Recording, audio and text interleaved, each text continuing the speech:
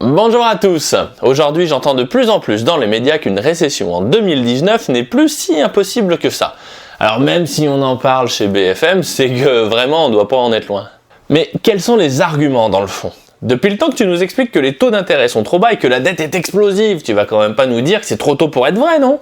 Non, bien sûr, mais à quoi doit-on s'attendre ? Pourquoi est-ce que l'on a autant confiance dans le fait qu'une récession arrive ? Comment ça marche ? Allez, c'est parti !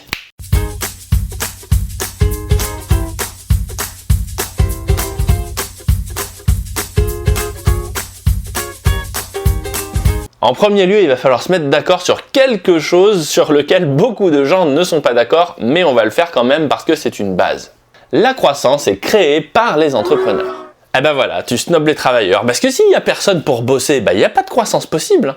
Avoir des idées, c'est bien beau, mais ça suffit pas, c'est bien un argument de droite ça. Eh ben disons que tous les entrepreneurs sont des travailleurs, mais tous les travailleurs ne sont pas des entrepreneurs. Bien sûr que les patrons ont besoin de travailleurs, sinon ils ne feraient rien tout seuls. Mais l'entreprise, au sens de prendre des risques, est nécessaire à toute volonté d'avoir une quelconque croissance. Prenons un exemple qui d'apparence n'a rien à voir et pourtant les points communs sont extraordinairement parlants.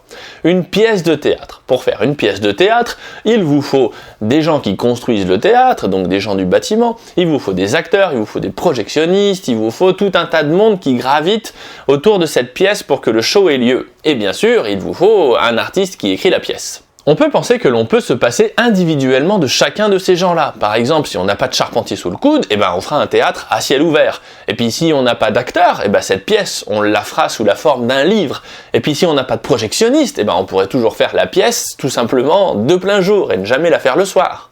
Ah, vous voyez le truc, quoi. Pourtant, il y a une exception dans tout ce petit monde, c'est l'artiste. Si on n'a pas un gars qui sait écrire une pièce de théâtre proprement, un artiste, tout le reste n'existe plus. Mais c'est vrai que le pire dans tout ça, c'est que si on imagine un artiste tout seul sur une île, il peut se l'écrire sa pièce, il peut se la jouer dans sa tête, il peut même la jouer pour les petits oiseaux. Bon, il y a de bonnes chances pour que ce soit tout pourri, c'est pas une production hollywoodienne, mais globalement, c'est vrai que la pièce existe. Dire ça n'enlève absolument rien aux autres, mais il est important de reconnaître les caractéristiques et les apports de chacun. Et afin de dépassionner ce débat tout de suite, je vous propose de définir ce qu'est un entrepreneur. Disons qu'un entrepreneur est une personne qui prend des risques pour mettre en œuvre un projet dont il assumera la réussite ou l'échec. Mais c'est super large ça, parce que potentiellement tout le monde est concerné avec cette définition. Mais exactement, rentrons un peu plus dans le détail. Prendre un risque, ça veut dire que l'on va mettre quelque chose sur la table que l'on risque de perdre. Ça peut être de l'argent, bien évidemment, mais aussi du temps que l'on investit, et ça peut aussi être sa maison qu'on met en garantie à la banque pour avoir un prêt, par exemple. Mettre en œuvre un projet est quelque chose qui semble assez explicite en soi. Pour autant, ça signifie, derrière ça, que l'entrepreneur doit être libre. Il doit avoir la capacité de créer, de tester des idées, de se lancer en ayant le moins de freins possible. Et ça, mine de rien, ça fait pas si longtemps dans nos sociétés que l'on a vraiment cette capacité à mettre en œuvre des projets librement. Assumer l'échec, cela veut dire que l'on assume réellement une possibilité que l'on fasse faillite, que l'on perde tout ce que l'on a investi, et sans avoir aucun droit naturel à être secouru par qui que ce soit ou quoi que ce soit. En contrepartie de ça, ce qui marche bien quand même, c'est d'avoir un droit à l'échec dans la société. En gros, pour que ça fonctionne, il faut que la société accepte que des gens essayent des choses et se plantent magistralement. Je vous assure que quand vous vous plantez sur un projet dans lequel vous avez investi 2 ans de votre temps et une bonne partie de votre salaire, ça pique les yeux. Mais en contrepartie de ça, l'idée c'est que la société ne vous classe pas dans les gros nuls et que l'on se dise, peut-être qu'aujourd'hui ça marche pas, mais demain peut-être que ça marchera. Des fois ça marche, des fois ça marche pas. Bon, admettons, et ça nous apporte quoi de savoir ça ? Donc si ce sont bien les entrepreneurs qui initient la croissance, alors il faut regarder de ce côté-là pour savoir si on va rentrer en récession ou pas. Il y a donc tout un tas d'indicateurs qui ont été construits par les instituts statistiques pour mesurer le niveau de confiance des entrepreneurs. D'accord, mais il y a d'autres limites potentielles à la croissance, comme les ressources naturelles ou l'énergie.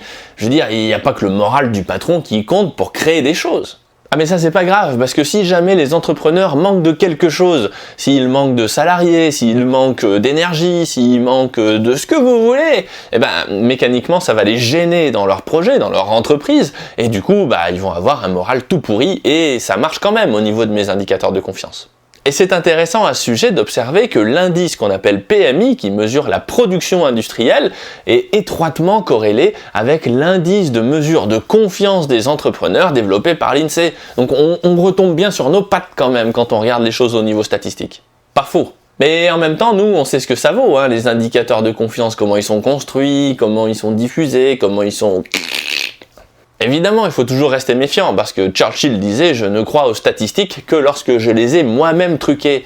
Mais quand même, ça nous apprend des choses, et on sait que regarder du côté du moral des entrepreneurs pour ces histoires de croissance ou de récession, c'est pas complètement stupide.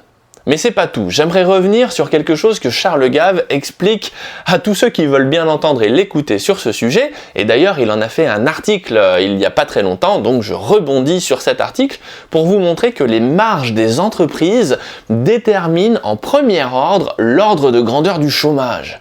Lorsque les marges des entreprises se contractent, se rabougrissent, eh bien le chômage augmente. Et lorsque les marges des entreprises reprennent de l'ampleur, à ce moment-là, le niveau de chômage a tendance à baisser.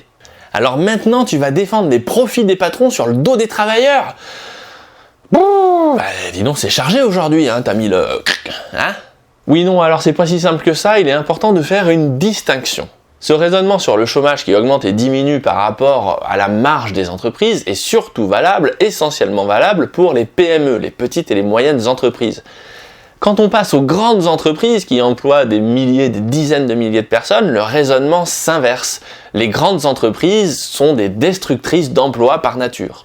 C'est vraiment important à comprendre parce que les PME, ce sont des sociétés qui sont en recherche de développement, de croissance, et pour cela, elles ont besoin régulièrement d'apports de main-d'œuvre.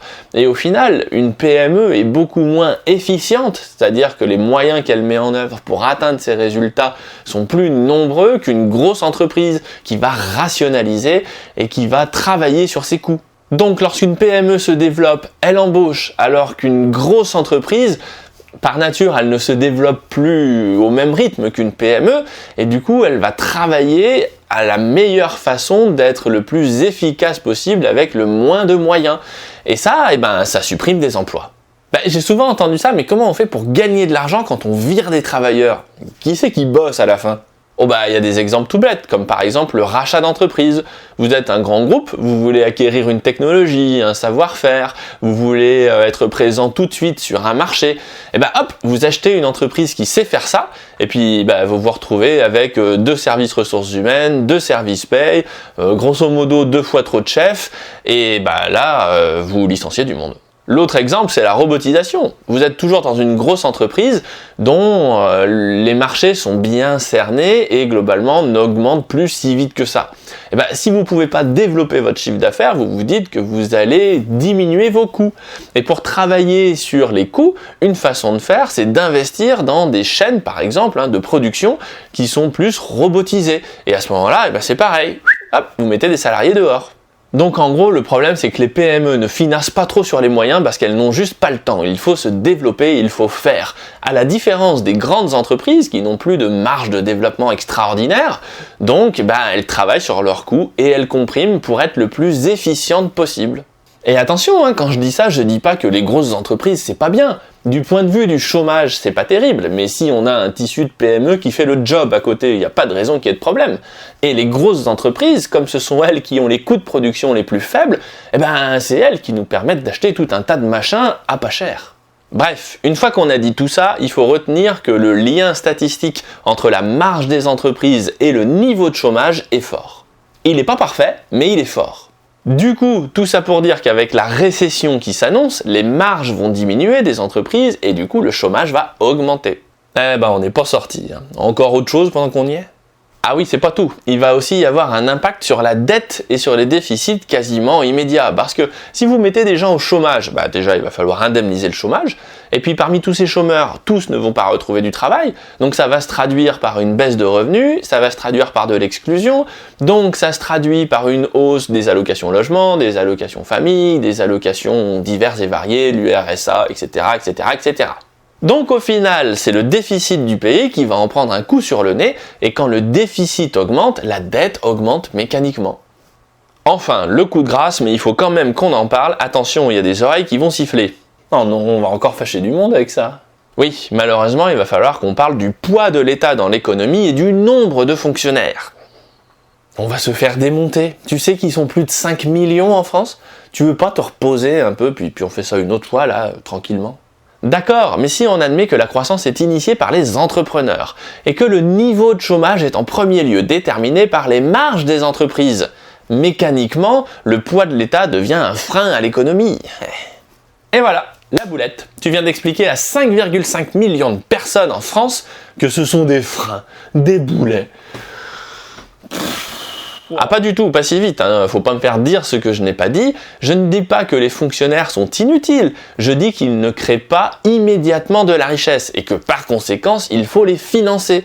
Mais attention, hein, les policiers par exemple, ils ne créent pas de richesse immédiate, et pour autant, je suis tout à fait d'accord pour les financer. Et puis pour les profs, c'est pareil. Bon, quoique les policiers et les profs, c'est pas la même chose, parce que si je peux complètement admettre qu'il y ait des écoles privées, et je pense pas qu'aux écoles Cato, je pense aussi aux écoles Montessori, aux écoles nouvelles, qui font un super boulot, ben là, ok, ça me pose pas spécialement de problème. Par contre, des polices privées, là, ça me poserait nettement plus de problèmes.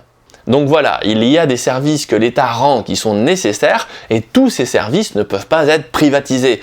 Donc voilà, globalement, il faudrait y passer un peu de temps, il y a à boire et à manger là-dedans.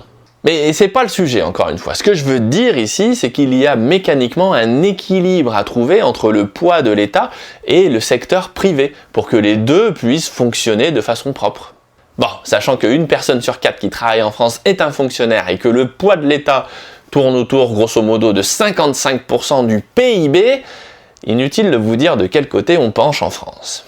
Et dans une économie ouverte et mondialisée, ben ça pardonne tout simplement pas. Pensez bien qu'en Allemagne, le poids de l'État est de 45%. Bon, attends, le monde, il fonctionne avec des pays très différents, et ça a toujours été le cas. Il doit y avoir des mécanismes d'ajustement entre les économies. Oui, bah en l'occurrence, le mécanisme d'ajustement, c'est le taux de change. Ah, je vois, l'euro. Donc avec l'Allemagne, par exemple, avec leurs 45%, et nous, nos 55% pour le poids de l'État dans l'économie, ça veut dire que nous, les petits Français, on court contre des Allemands avec un sac à dos qui est 25% plus lourd que le leur. Ah oui, c'est moche. Bon bah, récession alors, on passe une sale année et puis on se remet en selle. Ah non, malheureusement, ça va être pire que ça, parce que nous rentrons en récession, comme beaucoup d'autres pays européens, mais dans un contexte brutal quand même. Une remontée des taux aux États-Unis qui va à coup sûr provoquer une crise, et en Europe, il se trouve qu'on n'a pas suivi encore cette remontée des taux, donc déjà, on a un différentiel pour appréhender cette crise. Ensuite, il y a nos gilets jaunes qui cassent les pieds du pouvoir en place à juste titre, mais le problème c'est qu'avec la Commission européenne, il ne semble pas vouloir laisser des marges de manœuvre budgétaires à notre cher président Macron pour qu'il puisse gérer cette crise-là. Autrement dit, on va se retrouver plongé au cœur d'une crise de la dette, des taux d'intérêt et social, faut le dire ce qui est, sans avoir les marges de manœuvre qu'on a habituellement. Ah non, mais je persiste et signe, quand je dis que les Anglais ont eu le nez creux quand ils ont fait le Brexit, je le pense.